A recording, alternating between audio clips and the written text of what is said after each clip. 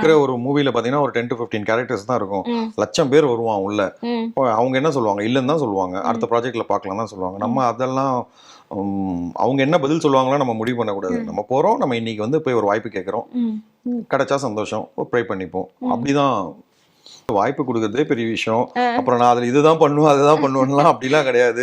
Sivakarthikeyan sir, Nelson sir, அதுவும் கோலமாவு கோகிலெல்லாம் பயங்கரமா ஒரு ஹிட் மூவி. அதுல நம்மளுக்கு ஒரு வாய்ப்பு கிடைச்சிருக்கு. ஆக்டர் தானேங்க, என்ன பண்ணா என்ன, எல்லா ரோலும் ஒண்ணு தானே. எனக்கு வந்து அதை நடிக்க வேண்டிய வேலையே இல்லை. வெறும் நைட்டி போட்டு தலையில பூ வச்சுட்டு இப்படியே பார்த்துட்டு தான் உட்காந்துட்டு இருந்தேன். நான் பக்கத்துல பர்ஃபார்மன்ஸ் பண்ணது எல்லாமே Sivakarthikeyan sir, Yogi Babu sir, Kingsley sir, அவங்க தான் பண்ணது. ஒரு 6 days வந்து பஸ் ஸ்டண்ட் அது வந்து பண்ணதுல இன்னும் தழும்பு இருக்கு செஸ்ட்ல. ஸோ அப்போ வந்து பார்த்தீங்கன்னா எனக்கு ஃபஸ்ட்டு அந்த ஸ்டார்ட் பண்ணும் போதே வந்து ஆர்னஸ் அறுத்துருச்சு. ரெண்டாவது என்னோட லெக் வந்து மேலே அந்த பஸ்ஸோடைய அந்த கம்பி இருக்கும் மேலே, அந்த லோட்லாம் வைக்கிற அந்த கம்பி, அந்த கம்பியில் வந்து கால் வந்து லாக் ஆகிட்டு நான் கத்துறேன், சார் முடியல சார் முடியல சார் கத்துறேன். நான் சுத்தமாக கத்துறேன். கிட்டத்தட்ட ஒரு 1.5 நிமிஷத்துக்கு வரைக்கும் நான் ஸ்டாப்பாக டேக் போயிட்டே இருக்கு. ஒரே ஒரு நம்பிக்கை தான், ஃபைட்டர்ஸ் மேல இருக்க நம்பிக்கை தான். நம்மளுக்கு ஆல்ரெடி அவங்க பண்ணி காமிக்கிறாங்க, ஃபைட் மாஸ்டர். ஸோ ரொம்ப பிடிக்கும்ன்றதுனால அது ரொம்ப பெருசாலாம் யோசிக்கிறது இல்லை. ஒரு ஆட்டோமேட்டிக்கா ஒரு எனர்ஜி உள்ள வரும். ஸோ அப்படியே பண்றது. படம் வந்துட்டு அந்த இந்த சீக்வன்ஸ் உங்களை சாகடிக்கிற சீக்வன்ஸ்ன்றது அது அந்த ட்ரெய்லர்ல வந்து நீங்க அது உள்ள போகவே போகாதீங்க, சீன் உள்ள போகாம அப்படியே கேளுங்க. ஓகே, உங்களோட அந்த மெயினான ஒரு சீக்வன்ஸ்ல வந்து அந்த நாகார்ஜுனா சாரை வந்துட்டு எந்த ஒரு ரீல்ல பார்த்தாலும் அந்த துப்பாக்கி இப்படி எடுக்கிற ஒரு அந்த சீக்வன்ஸ் தான் வருது. அந்த ஒரு சீக்வன்ஸ்ல நீங்க இருக்கீங்க அப்படின்னும் போது உங்களுக்கு எப்படி ஃபீல் ஆகுது சார்? எனக்கு பயங்கர சந்தோஷங்க. ஸ்பாட்ல வந்து பாத்தீங்கன்னா கொடுத்த ஒர்க்கை வந்து பெஸ்டா பண்ணணும். ஒரு 1 more நம்மளால போயிடக்கூடாது. ஸோ அது மட்டும் தான் இருந்தது. மூவி உங்க எல்லாரும் கூடயும் சேர்ந்து மூவி பார்க்கும் போது தான் என்னுடைய அந்த சந்தோஷத்தை வந்து செலிப்ரேட் இப்ப பண்ணிட்டே இருக்கிறேன். 3 times வந்து பார்த்துருக்கேன். அடுத்து இன்னும் ஓகே. ஏன்னா உங்களோட படத்துல நீங்க நடிச்ச படத்தோட டேரக்டர்ஸ்லாம் பாத்தீங்கன்னா ஃபர்ஸ்ட் எச் வினோத், அதுக்கப்புறம் வந்துட்டு நெல்சன் சார், இப்போ லோகேஷ் சார், அதே மாதிரி ஒவ்வொரு டேரக்டருமே வந்து 2 படங்கள் தொடர்ந்து நடிச்சிடுறீங்க. கார்த்திக் சுப்ராஜா இருக்கட்டும், எல்லாமே பெரிய டேரக்டர்ஸ். எப்படி அது உங்களுக்கு கிடைக்குது? ஏன்னா சில பேர் வந்துட்டு சின்ன டேரக்டர்ஸ் இருக்கும், பெரிய டேரக்டர்ஸ் இருக்கும், இந்த மாதிரி ஒரு growth இருக்கும். ஆனால் உங்களோட ஆரம்பத்துல இருந்தே ஒரு பெரிய டேரக்டர்ஸோட டிராவல் ஆயிட்டு இருக்கீங்க. அப்படின்னு நான் எல்லார்கிட்டயுமே முயற்சி பண்ணிட்டே இருப்பேன். என்னுடைய கடமை போய் கேட்கறது இல்லைன்னு வாங்க, திருப்பி போய் கேட்போம், விடாமுயற்சி, அவ்வளவுதான்.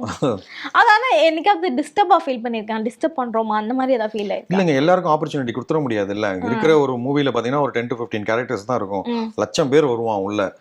அவங்க என்ன சொல்லுவாங்க, இல்லன்னு தான் சொல்லுவாங்க, அடுத்த ப்ராஜெக்ட்ல பார்க்கலாம் தான் சொல்லுவாங்க. நம்ம அதெல்லாம் அவங்க என்ன பதில் சொல்லுவாங்களோ நம்ம முடிவு பண்ணக்கூடாது. நம்ம போறோம், நம்ம இன்னைக்கு வந்து போய் ஒரு வாய்ப்பு கேட்கறோம், கிடைச்சா சந்தோஷம், ப்ரை பண்ணிப்போம், அப்படிதான் மூவ் பண்ணிட்டு இருக்கோம். ஓகே, எச் வினோத் சாரோட லைஃப் அப்படியே ஸ்டார்ட் ஆச்சு. ஸோ இப்போ அடுத்ததான் வந்து நம்ம தளபதியோட லாஸ்ட் படம் பண்றாரு, அதுல ஏதாவது இருக்கீங்களா? இல்ல, நான் போய் கேட்டு வந்தேன், நெக்ஸ்ட் ப்ராஜெக்ட் பாத்துக்கலாம் அப்படின்னு சொல்லி சொன்னாங்க அவங்க. சோ இருந்தா தானே கொடுக்க முடியும். அபவுட் நெல்சன் சார், நெல்சன் சாரோடைய அந்த கோமதி அப்படிங்கிற ஒரு கேரக்டர் ஆக்சுவலாக வந்துட்டு நிறைய பேர் வந்து எசிடேட் பண்ணுவாங்க. நம்ம ஒரு பாடி இப்படி இருக்கு, நம்ம வந்துட்டு ஒரு ஸ்ட்ராங்கான ஒரு பர்சனாகவே வெளியே காட்டிக்கணும், நம்ம ஒரு நைட்டி போட்டுட்டு நடிக்கிறதா அப்படிங்கிற மாதிரியான விஷயங்கள்லாம் இருக்கும். ஸோ அதை தவிர்த்து அது பண்ணலாம் அப்படிங்கிற ஒரு தைரியம் உங்களுக்கு எப்படி வந்துச்சு? முதல்ல வாய்ப்பு கொடுக்கறதே பெரிய விஷயம். அப்புறம் நான் அதுல இதுதான் பண்ணுவேன் அதுதான் பண்ணுவேன்லாம் அப்படிலாம் கிடையாது. சிவகார்த்திகேயன் சார், நெல்சன் சார், அதுவும் கோலமாவு கோகிலெல்லாம் பயங்கரமா ஒரு ஹிட் மூவி. அதுல நம்மளுக்கு ஒரு வாய்ப்பு கிடைச்சிருக்கு. ஆக்டர் தானேங்க, என்ன பண்ணா என்ன, எல்லா ரோலும் ஒண்ணு தானே. நம்மளால முடிஞ்ச ஒர்க்கை பண்ண போறோம். ரெண்டாவது அது இன்னும் எனக்கு வந்து அதை நடிக்க வேண்டிய வேலையே இல்லை. வெறும் நைட்டி போட்டு தலையில பூ வச்சுட்டு இப்படியே பார்த்துட்டு தான் உட்காந்துட்டு இருந்தேன். நான் பக்கத்துல பர்ஃபார்மன்ஸ் பண்ணது எல்லாமே Sivakarthikeyan sir, Yogi Babu sir, Kingsley sir, அவங்க தான் பண்ணது. அண்ட் கராத்தே கார்த்திக் அப்படின்னு இருந்தவர் வந்துட்டு இப்போ வந்து இவ்வளோ தூரம் ட்ராவல் ஆயிருக்கீங்க. ஸோ இந்த கராத்தே அந்த ஃபீல்டு எப்படி இருக்கு, என்ன மாதிரியான ஒர்க்ஸ் எல்லாம் அதில் பண்ணிட்டு இருக்கீங்களா இல்லையா? நான் ரெகுலர் ப்ராக்டிஸில் இருக்கேன். நான் ஃப்ரம் 1991 இருந்து மார்ஷியல் ஆர்ட்ஸ் தான் சொன்னேன். பாயம்புலி 1985 வந்தது. நான் பார்த்தது வந்து அந்த பீரியடில் தான், கொஞ்சம் ஞாபகமாக பார்த்தது மெமரியில். ஸோ அதுலேருந்து நான் வந்து ரெகுலராக மார்ஷியல் ஆர்ட் ப்ராக்டிஸ் பண்ணிட்டு இருக்கேன். Karate, boxing, gymnastics, silambam, so all type of weapon training. So ரொம்ப பிடிக்கும். ஸோ அப்படியே ஓகே. அண்ட் நீங்கள் ஆல்ரெடி வந்து நான் உங்களை வந்து இன்டர்வியூ பண்ணியிருக்கும் போது வந்து இந்த தீரன் படத்துடைய அந்த சீக்வன்ஸ், அந்த பஸ் ஆமா. சீக்வன்ஸ் வந்து பேசியிருந்தோம். அப்போ வந்துட்டு ரொம்ப கஷ்டப்பட்டு அந்த கார்த்தி சாரோட எக்ஸ்பீரியன்ஸ்லாம் வந்து ஷேர் பண்ணியிருந்தீங்க. அது எங்க மக்களுக்காக கொஞ்சம் ஷேர் பண்ணீங்கன்னா கொஞ்சம் நல்லா இருக்கும். கண்டிப்பா. ஒரு 6 டேஸ் வந்து பஸ் ஸ்டண்ட் அது வந்து பண்ணதில்ல. இன்னும் தழும்பு இருக்கு செஸ்ட்ல. ஸோ அப்போ வந்து பார்த்தீங்கன்னா எனக்கு ஃபர்ஸ்ட் அந்த ஸ்டார்ட் பண்ணும்போதே வந்து ஹார்னஸ் அறுத்துருச்சு. ரெண்டாவது என்னோட லெக் வந்து மேலே அந்த பஸ்ஸோடைய அந்த கம்பி இருக்கும் மேலே, அந்த லோட்லாம் வைக்கிற அந்த கம்பி, அந்த கம்பியில் வந்து கால் வந்து லாக் ஆகிட்டு பெயின் ஆயிடுச்சு. பாடி கீழே இருக்கு. கிட்டத்தட்ட ஒரு 70 கிலோமீட்டர் ஸ்பீட்ல வந்து வண்டி போயிட்டே இருக்கு பஸ். நான் கத்துறேன், சார் முடியல சார் முடியல சார் கத்துறேன். நான் சுத்தமாக கத்துறேன். கிட்டத்தட்ட ஒரு 1.5 நிமிஷத்துக்கு வரைக்கும் நான் ஸ்டாப்பா டேக் போயிட்டே இருக்கு. அப்புறம் முடிச்சதுக்கு அப்புறமா அவ்வளோதான், கால்லாம் உடஞ்சி போச்சுன்னு நினச்சிதான் மேலே ஏறி உட்காந்து பார்த்த உடனே கார்த்தி சார் என்னாச்சு, குடிக்க தண்ணி கொடுங்க அவனுக்கு. என்னாச்சு? நான் இல்லை சார் காலில் அடிபட்டு தான் நான் முடியலன்னு சொல்லிட்டு இருந்தேன். இப்போ அதுதான் உன்னோட டைலாக்கே. நீ பாட்டுக்கு முடியலன்னு சொன்னா எப்படி? அது நீ இப்படி கையை இப்படி தானே காமிக்கணும், அப்போதானே கேமராக்கு வந்து தெரியும். ஸோ எனக்கு என்னுடைய டைலாக்கே அதுதான் அப்புறம் தான் தெரியும், கார்த்தி சார் சொல்லி தான் தெரியும்.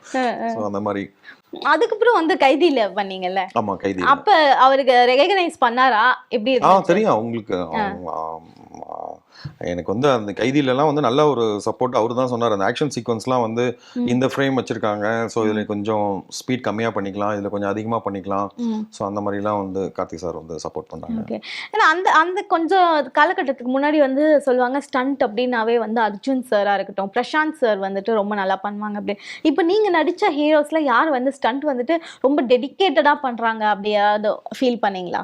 நான் ஒர்க் பண்ணதுல எல்லாருமே சொல்றேன். விஜய் அண்ணா கூட ஒரு ஸ்டண்ட் ஒன்று பண்ணியிருக்கு, பிகில்ல ஒன்று பண்ணேன். அவர் வந்து இந்த நஞ்சாக் ஒன்று கையில வச்சுட்டு அவரை அடிக்கிற மாதிரி இருக்கும். ஸோ அப்போ அவர் வந்து இப்படி பண்ணும்போது தலைக்கு மேலே தான் நான் பண்ணேன். ஒரு சேஃப்டிக்காக நம்ம பண்ணுறோம்ல, மேலே அடிபட்டுறக்கூடாதுன்னு கொஞ்சம் ஹைட், ஹெட் இவ்வளோ இருக்குன்னா இவ்வளோ ஹைட்டில் நம்ம வந்து பண்ணுறோம், டவுன் பண்ணு அப்படின்றாரு.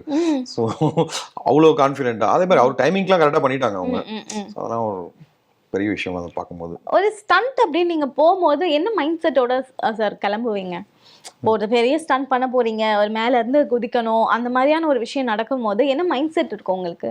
ஒரே ஒரு நம்பிக்கை தான், ஃபைட்டர்ஸ் மேல இருக்க நம்பிக்கை தான். நம்மளுக்கு ஆல்ரெடி அவங்க பண்ணி காமிக்கிறாங்க, ஃபைட் மாஸ்டர். ஸோ ரொம்ப பிடிக்கும்ன்றதுனால அது ரொம்ப பெருசாலாம் யோசிக்கிறது இல்லை. ஒரு ஆட்டோமேட்டிக்கா ஒரு எனர்ஜி உள்ள வரும். ஸோ அப்படியே பண்றது. ஓகே. ஃபர்ஸ்ட் ஆனா ஸ்டண்ட்ல தான் இருந்தீங்களா நீங்க நடுவுல? இல்ல நான் ஸ்டார்டிங்ல இருந்து மூவி ஆக்டரா தான் ட்ரை பண்ணிட்டு இருக்கேன். ஸ்டண்ட்டும் சேர்த்து பிடிக்கும். ஓகே. இந்த ஸ்டண்ட் அப்படின்னு வரும்போது என்ன மாதிரியான விஷயங்கள், இப்போ ஒரு புதுசா ஒரு ஆக்டர் வராங்க, ஸ்டண்ட்டுக்காக வராங்க அப்படின்னா என்ன மாதிரியான விஷயங்கள் கத்துக்கிட்டு வந்தா நல்லா இருக்கும் அப்படின்னு நீங்க ஃபீல் பண்ணுவீங்க? மெயினா ஜிம்னாஸ்டிக்ஸ் கத்துக்கணும். ஸோ மார்ஷல் ஆர்ட்ஸ், சிலம்பம்ல இருந்து எல்லாமே நல்லா ட்ரெயின் ஆகிட்டு வர்றது வந்து பெஸ்ட். இப்போ ட்ரெயின் ஆகிட்டு வந்தால் தான் முதல்ல இப்போ யூனியனில் எடுக்கிறாங்க. செலெக்ஷன்லாம் ரொம்ப ஸ்ட்ரிக்டாக தான் பண்ணுறாங்க. அதுக்கப்புறமும் அவங்க வந்து இண்டிவிஜுவலாக ட்ரைனிங்லேயே தான் இருக்கணும். ப்ராக்டிஸ் வந்து விட்டுறக்கூடாது. ப்ராக்டிஸ் வந்து விட்டோம்னா நம்மளால் அந்த ஃப்ளெக்சிபிலிட்டியாக பண்ண முடியாது. ஸோ நிறைய அடிபடுறதுக்கு வாய்ப்புகள் இருக்குது. ஸோ ரெகுலர் டச்சில், ப்ராக்டிஸில், ரெகுலராக டயட் மெயின்டெனன்ஸ், இது எல்லாமே கண்டிப்பாக வந்து எல்லா ஃபைட்டர்ஸ்க்குமே வந்து இருக்கணும். அப்படி தான் பண்ணிட்டு இருக்காங்க அவங்க.